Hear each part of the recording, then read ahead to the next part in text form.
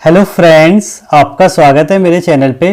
तो आज मैं आपसे बहुत ही इम्पॉर्टेंट टॉपिक में डिस्कशन करने आया हूँ जो आपके मन में बार बार चलता रहता है और ख़ासकर तब जब आप किसी एंट्रेंस की प्रिपरेशन कर रहे होते हैं। रिगार्डिंग जो आज का हमारा टॉपिक है वो ये कि क्या आपको बुक पढ़नी चाहिए या नहीं अगर आप CSIR नेट की प्रिपरेशन कर रहे हैं। तो देखिए, आज इस टॉपिक को मैं दो कंडीशन में डिवाइड करता हूँ। एक तो ये कि कब आपको बुक पढ़नी चाहिए और दूसरा ये कब आपको बुक नहीं पढ़नी चाहिए। क्योंकि देखिए, मेरा ये मानना है बुक पढ़ने की भी अपनी इम्पोर्टेंस है और बुक ना पढ़ने की भी अपनी एक वजह है। मतलब ऐसा नहीं है कि जो बुक पढ़ते हैं वही ज़्यादा बेटर कर पाते हैं, या ऐसा नहीं है कि जो बुक नहीं पढ़ेंगे और वही अच्छा करेंगे। मतलब दोनों ही बेस्ट कर सकते हैं, पर एक कंडीशन है कि आपको किस टाइम पे कौन सा फैसला लेना चाहिए। सबसे पहले तो हम स्टार्ट करते हैं कि आपको बुक क्यों पढ़नी चाहिए या आपको कब बुक पढ़नी चाहिए। तो इसमें देखिए, पहला पॉइंट जो मुझे लगता है, अगर आपको पूरे कंटेंट का आइडिया है अपने एंट्रेंस का, जिस भी एंट्रेंस की आप तैयारी कर रहे हो, तो जनरली हम यहाँ पे CSIR नेट कवर कर रहे हैं। अगर आपको पूरे कंटेंट का आइडिया है कि ये इसका सिलेबस है और इस बुक्स में मिलेगा, और या आप ऑलरेडी अच्छा BSc MSc में भी बुक्स पढ़े हैं या अच्छा मतलब यूनिवर्सिटी में आपने बुक्स के थ्रू ही पढ़ाई की है, तो तब तो आपको बुक की तरफ जाना चाहिए। आपकी एक रुचि या इंटरेस्ट है बुक पढ़ने में और आपको इजी समझ में आता है, तब तो आपको बुक की तरफ जाना चाहिए।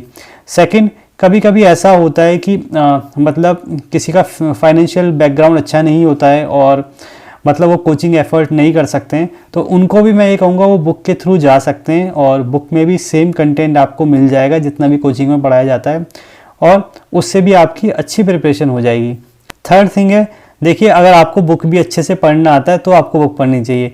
पढ़ने का मतलब ये है कि ये जैसे पहले तो क्या होता था, जब हम कॉलेज में थे तो सिर्फ बुक पढ़ते थे और नोट्स जो थे हमारे टीचर्स बनवा देते थे, तो हम उसको रिवाइज करके बुक पढ़ के अच्छे मार्क्स ले आते थे।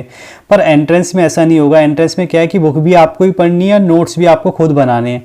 तो देखिए, अगर आपकी ये आदत है कि आप बुक से पढ़ के खुद नोट्स बना लेते हैं और मतलब एक लिमिटेड टाइम में, वो भी ऐसा नहीं कि आपने 7-8 महीने से नोट्स बनाने लगा दिए, मतलब आप अच्छे टाइम पे बुक पढ़ लेते हैं विद इन मंथ में और अच्छे नोट्स भी बना लेते हैं, तो मुझे लगता है कि आपको बुक पढ़नी चाहिए। और आपको अगर इसकी पहले से आदत है तो ये आपके लिए एक बहुत बेटर अपॉर्चुनिटी है। पॉइंट है, देखिए, कुछ बच्चे बहुत अच्छा करना चाहते हैं नेट JRF में या गेट में, ये कहने का मतलब बहुत हाईएस्ट या टॉप रैंक लाना चाहते हैं स्टार्टिंग से ही, तो उनको मैं कहूँगा वो बुक में अगर ध्यान दे सकते हैं तो बुक में जाएँ। क्योंकि ज़्यादातर केस में जो काफ़ी मतलब हाईएस्ट रैंक होती है 1 to 10 आप कह सकते हैं 20, तो उनमें कहीं ना कहीं उन्होंने बुक पढ़ी होती है और कहीं ना कहीं बुक से उन्हें ज़्यादा हेल्प मिलती है एज़ कंपेरिजन टू कोचिंग से। मतलब कोचिंग आपने की हुई है तो भी अच्छा और नहीं की तो भी अच्छा, पर हाँ, अगर आपने कहीं ना कहीं बुक से हेल्प ली हुई है तो मुझे लगता है आपकी रैंक थोड़ी ज़्यादा अच्छी आ जाती है एज़ कंपेरिजन टू आपने अगर बुक में नहीं पढ़ी या बुक का आपको अंदाज़ा नहीं है। पॉइंट है, मैं ये कहूँगा हाँ, बुक की तरफ भी वो बच्चे जाएं जिनके ये चीज़ ईजिली अवेलेबल भी हो। क्योंकि देखिए, बुक भी आजकल बहुत महंगी है, ऐसा नहीं है बुक बहुत सस्ती है, बुक भी बहुत महंगी है।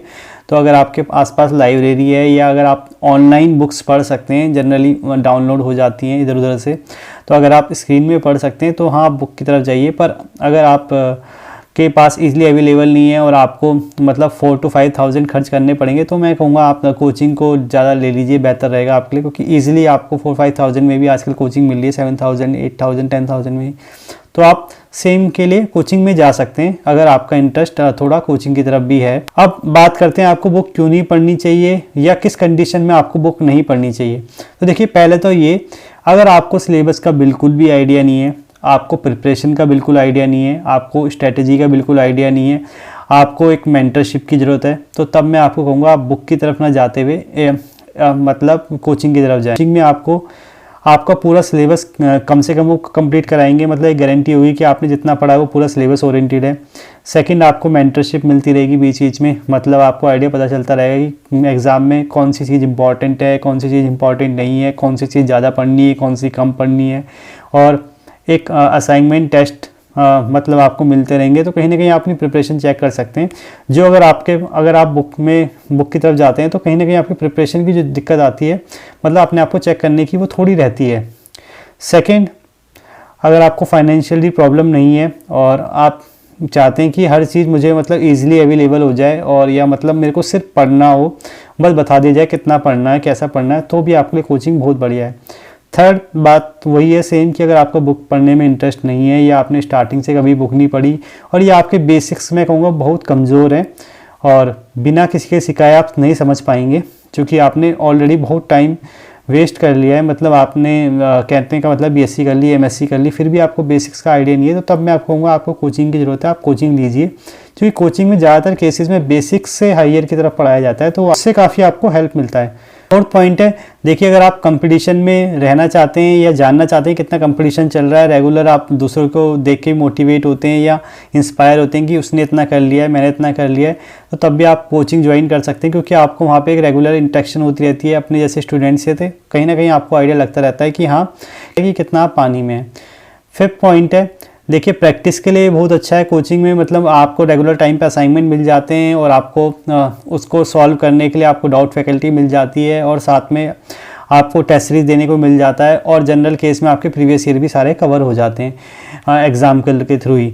तो यानी कहीं ना कहीं आपको एक ओवरऑल पैकेज मिल जाता है। तो यहाँ पे मैं कहूँगा कोचिंग बेस्ट है। अगर आपको ये इन सब कंडीशनों को देखना है तो आप कोचिंग में जा सकते हैं। पॉइंट मैं अगर आपको कहूँ तो वही सेम चीज़ जो मैंने आपको बुक्स के लिए कही थी। देखिए अगर आपको सिर्फ जीआरएफ निकालना है, मतलब स्टार्टिंग में आप चाहते हैं एंट्रेंस का आपको आइडिया हो जाए, आप एक बार निकाल लें, तो मेरे को लगता है स्टार्टिंग लिए कोचिंग ज़्यादा बेटर रहेगा, क्योंकि मतलब आपको एक आइडिया मिल जाएगा कि कितना सिलेबस कैसे कवर करना है और क्या इंपॉर्टेंट है। तो आप पहले एक बार एग्ज़ाम निकाल लेंगे, फिर उसको बेहतर करने के लिए आप बुक पढ़ सकते हैं बाद में भी। तो मेरे को लगता है ये एक ओवरऑल बातें जो अगर आप समझ लेंगे तो आपको खुद आइडिया हो जाएगा कि कब आपको बुक चुननी है, कब आपको कोचिंग चुनना है।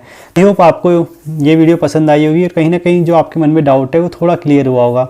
बाकी इसके बावजूद अगर आपको कुछ भी मुझसे पूछना है या जानना है तो आप मुझे मेल कर सकते हैं या कमेंट बॉक्स में कमेंट कर सकते हैं। Thank you.